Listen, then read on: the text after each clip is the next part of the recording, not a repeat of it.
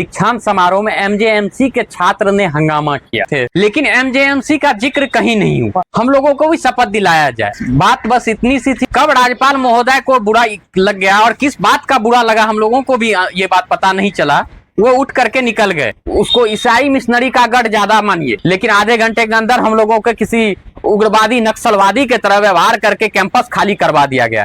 नमस्कार साथियों, मैं विमलेंदु सिंह, पटना विश्वविद्यालय एमजेएमसी डिपार्टमेंट का पूर्व छात्र। बीते 8 तारीख को पटना विश्वविद्यालय सुर्खियों में रहा। सुर्खियों में इसलिए नहीं रहा कि विश्वविद्यालय में दीक्षांत समारोह, सुर्खियों में इसलिए रहा कि दीक्षांत समारोह में एमजेएमसी के छात्र ने हंगामा किया। सारे न्यूज चैनल वाले ने, अखबार वाले ने, अगले दिन न्यूज पोर्टल वाले ने सब खबरें ऐसे ही चलाई है।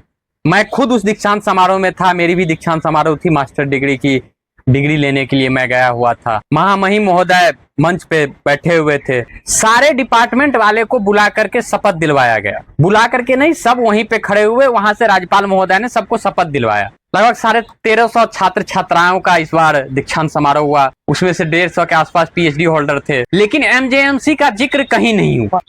इसी बात को लेकर के जब मंच से ये उद्बोधन हुआ कि अब राज्यपाल महोदय का उद्बोधन होगा और उसके बाद कार्यक्रम अगले और प्रस्थान करेगी, लेकिन उसी बीच हमारे ग्रुप के ही, हमारे क्लास के ही एक छात्र, पूर्ववर्ती छात्र उठ करके खड़ा हुआ और वो सिर्फ इतना बोला कि सर हम लोगों की जो है वो शपथ नहीं हुई है, हम लोगों को भी शपथ दिलाया जाए। बात बस इतनी सी थी। यूनिवर्सिटी के कुछ लोग आए, हम लोग उसी में बातचीत करने लगे। उसी बीच कब राज्यपाल महोदय को बुरा लग गया और किस बात का बुरा लगा हम लोगों को भी ये बात पता नहीं चला। वो उठ करके निकल गए।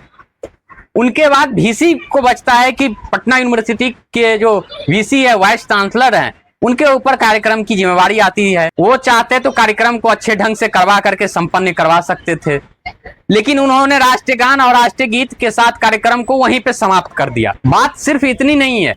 कई छात्र हमारे ग्रुप के ही दिल्ली से आए थे, कोई बेंगलोर से, कोई कोलकाता से आया था कि हम लोग आपस में मिलेंगे, बैठेंगे, बातचीत होगी। लेकिन कार्यक्रम खत्म होने के बाद आधे घंटे के अंदर ही पटना वुमेन्स कॉलेज से ये अनाउंस होने लगा कि आप लोग कैंपस खाली कर दें। तो मैं पटना विश्वविद्यालय के प्रशासन से ये पूछना चाहता हूं कि क्या हम लोग इस विश्वविद्यालय के छात्र नहीं हैं?